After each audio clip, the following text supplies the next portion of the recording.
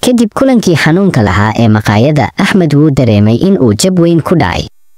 habeenkii uu gurigiisa ku laabtay wuxuu isweydiiyey su'aalo istaba joog ah, ma ka harayaa Caaliya sababtoo ah waxaan ahay sabool, mise waan u dagaalami doonaa jacaylkan.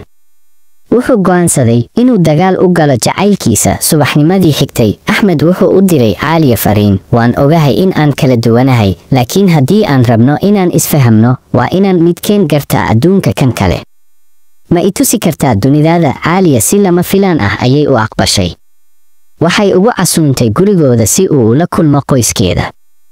Axmed qalbigiisa waxaa ka buuxay walaac, haddana wuxuu dareemay rajo. guriga Caaliya wuxuu ku yaalay meel sare oo magaalada ah, guri dhismo qurux badan oo 25 dabaq ah.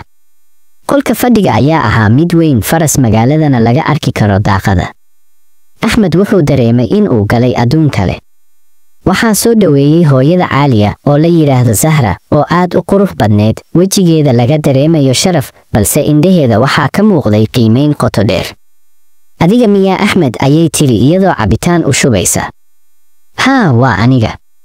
farxad weyn ayay ii tahay inaan idinla kulmo, ayuu yiri isagoo wax kasta isha ku haya. waxaa joogay sidoo kale walaalka Aliya, Daniil, oo ahaa wiil aad u lebisan, gacantiisana ku jirto saacad casri ah oo ka qaalisan inta Axmed mushaar ahaan u helo sanadan.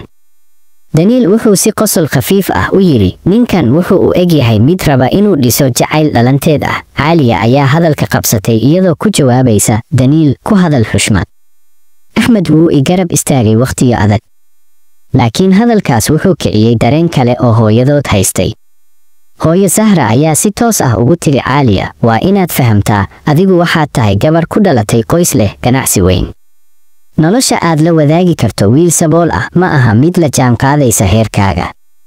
ma waxaad doonaysaa inaad noloshaada u hurto dareen keliya? Caaliya way aamustay, indhaheedana waxaa ka muuqday murugo. Axmed wuu istaagay isagoo yiri, waan ogahay inaanan haysan wax badan, laakiin qofka aan ahay wuxuu ka qiimo badan yahay lacag. jacaylka aan Caaliya u qabo ma aha mid lacag lagu cabiro. intii ay dooda socotay waxaa jirtay war aan la filayn oo soo baxay. Daniil, oo aanan rabin in Axmed noqdo mid guulaysta, ayaa qolka hortiisa keenay dukumenti. Axmed, halkan waxaa ku yaala xogtaada. ma waxaad u malaysay inaanan ka warhayn meel kasta oo aad ka shaqaysay, deynta jaamacadaada, iyo xitaa sida aad u soo gashay waddanka? waxaa jirta codsi visa ah oo aad u dirtay urur gargaara. ma Caaliya ayay u qalantaa noloshaas? Caaliya way argagaxday. waxay ogaatay in Axmed runtii dhibaatooyin dhaqaale ku jiro si ka badan inta ay u malaysay. laakiin halkii ay ka carari lahayd waxay tiri, maya Daniil. waxa uu sameeyey Axmed waa geesinimo, ma aha ceeb. wuxuu lahaa riyo, wuxuuna u halgamayaa sidii uu ku noolaan lahaa. anigana waxaan la yaabay sida uu iila wadaagay wax kasta. Axmed oo indhihiisa ilinta ku dhowdahay wuxuu dareemay farqi weyn. Caaliya waa garabkiisa, laakiin qoyskeedu weli ma ogola Axmed.